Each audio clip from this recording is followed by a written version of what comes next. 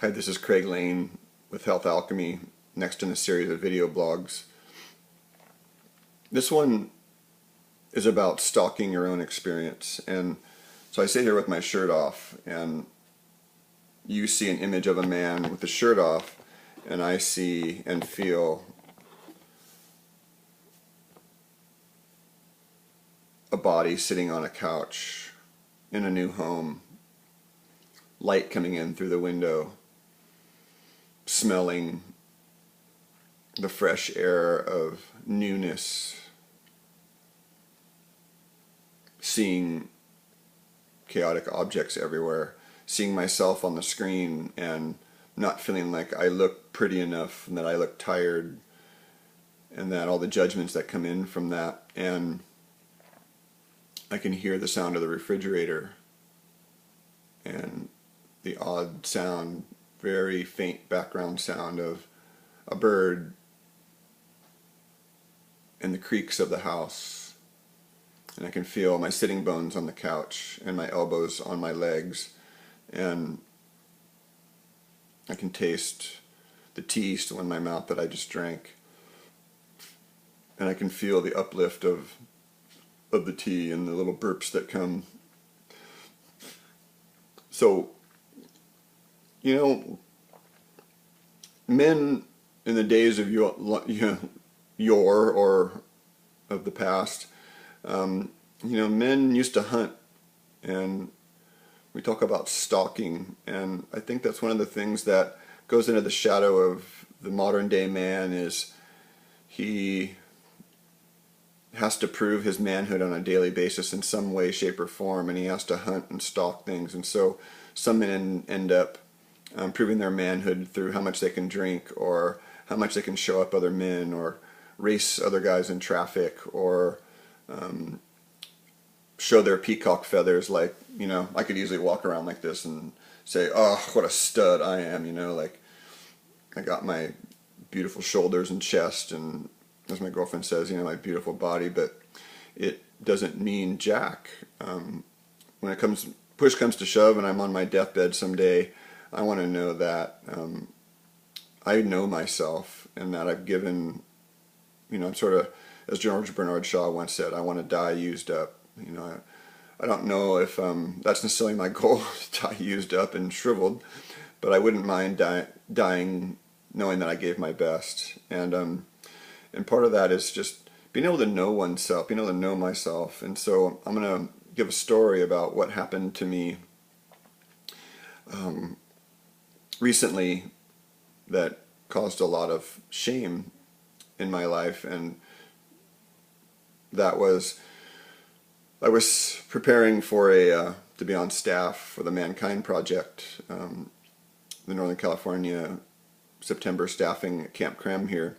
And to be in the container, it's a 4-day container, and without divulging necessarily any information, it's a big deal to be on staff. And for those men who come in as initiates who may be watching this and are thinking about it, you have to realize that men pay to be on staff. I paid to be on staff, and I had made some choices that I thought I could pull it off. Like, I went on vacation for 2 weeks before, wonderful, and then I had a 3-day window to prepare, and of which one of those days I worked 13 hours, and then another of those days I moved my entire home, and actually there were 4 days to prepare, so 2 out of the 4 days I was moving my home with my girlfriend. And other days I worked 13 hours, and then on the 4th day, I was cleaning and getting some last minute stuff buttoned up, and I was eating dinner, and basically, not sleeping enough. And I figured the vacation would give me enough sort of, battery charge to be able to make it. But what I drove home into after my vacation, see the previous week's video blog about the freshness of vacation in daily life, as high as the ascension was and the return back to earth, I can't go into it because there's certain alchemical and spiritual principles here, but I believe that we sort of go through a cycle, and then we choose to come back in another form, and whatever residue is left of ego or of impurities, they're sort of squeezed out of us again in this most recent return, which I will speak to in next week's video blog, called Finding the Gold in the Shadow.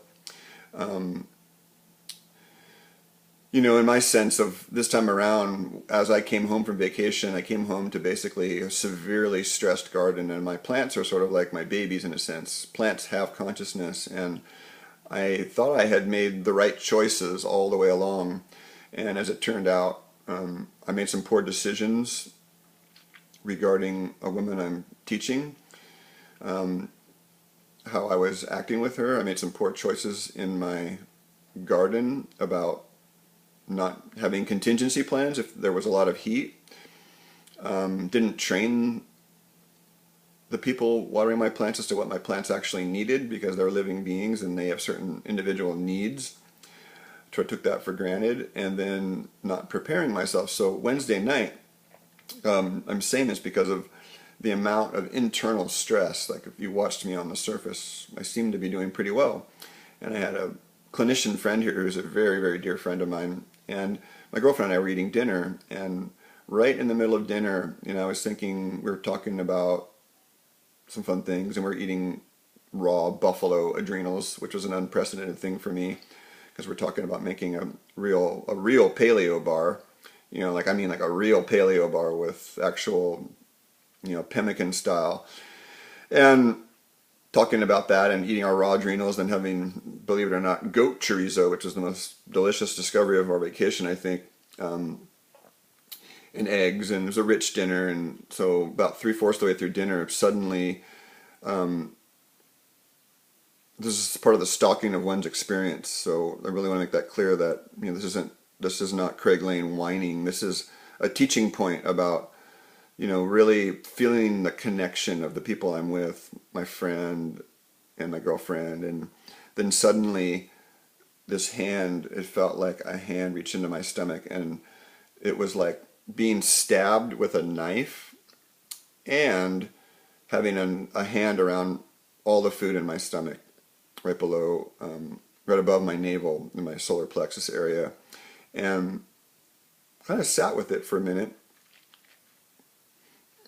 I realized, I'm in trouble, and I have work to do. I have to finish moving out of my house. I have to work tomorrow, and then I'm off to my staffing, which is a 4-day event, 3 nights and 4 days. And, you got to be on your game. And I'm thinking to myself, oh man, I'm in trouble. This is like an unprecedentedly strange feeling. I had vomited. I may speak to that a little bit in the next week's video blog, but I had vomited, quote unquote, the shadow of Shasta after we had left on our vacation. I had a vomiting episode that I may have had altitude sickness. I may have had a lot of things that happened to me, but that vomiting episode after we had left Shasta and feeling so relieved afterwards was an unprecedented thing. Usually when I'd vomited as a child or a young man, it was like days of agony, and this was like, oh, I've gotten all of the weirdness of that Shasta experience out of me, of which there were many, many weird things that happened. And then this was particularly fascinating in that part of me was just I started to feel like people do when they have a high fever. I started to sort of leave my body, and yet the pain was there was another part that was really intensely feeling the pain. And so I walked into the bathroom and I found myself unable to vomit. And my friend said, what I see going on here is you're unsympathetic, and your digestion is basically shut down. You've got all this rich meat in there, and you've got no stomach acid being produced. And on some other level, etherically, I thought, yeah, and this is a hand that's telling me you're not going to get what you want now. Your life is out of your own hands. And I broke out into a cold sweat, and he kept saying, you need some apple cider vinegar. And I kept thinking, God, there's something sour in my stomach right now. It does not sound like the right thing. And then I ended up writhing on the floor in pain for, it must have been a good half hour, 45 minutes until he left, and I finally relinquished and said, okay, I'll have the apple cider vinegar now, to my girlfriend. And I tried something else first, which I won't go into. And it started to help, and I started to feel better, and but it still was bad enough that I told her, I said, I could go under, and if I go under, you're going to need to take me to the hospital, because this is about as bad as I've ever felt. It was that bad. On a scale of 1 out of 10, it was a 10, and I was writhing. So, in the stalking of the experience, what came out of it was, you know, I ended up vomiting again and really feeling, because the stomach energy goes down, and really feeling it coming back up, and really feeling, really feeling the pain, and really feeling like the internal voice that said, if you're listening, then you need to cancel your staffing. And I had my girlfriend at that point call my mentor and say, and that was part of listening for me and stalking the experience. Was this was a sign, was a signal that I wasn't going to be able to do what I wanted to do or offer what I wanted to offer. And it was extremely painful on a level that I'm not even sure that I'm still able to process, as I spent the next 3 or 4 days up until now, and still now I'm not recovered.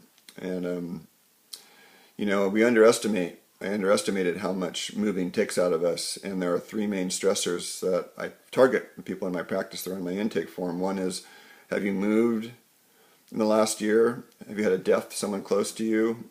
That's 2. And have you had a relationship breakup? And I had 2 of the 3. We didn't have a relationship breakup, but I had a lot of relationship stress, a severe stress of seeing my plants almost dead, and the stress that actually I had caused in my own relationship, and then the move. And emotionally, we don't give that enough credit to how much that drains us. And I ended up having my digestion shut down, and for a number of 24 to 48 hours afterwards, I was basically unable to do much. And as my housemate mentioned, movie therapy is a great thing for that, which it was. And I'm able to smile now.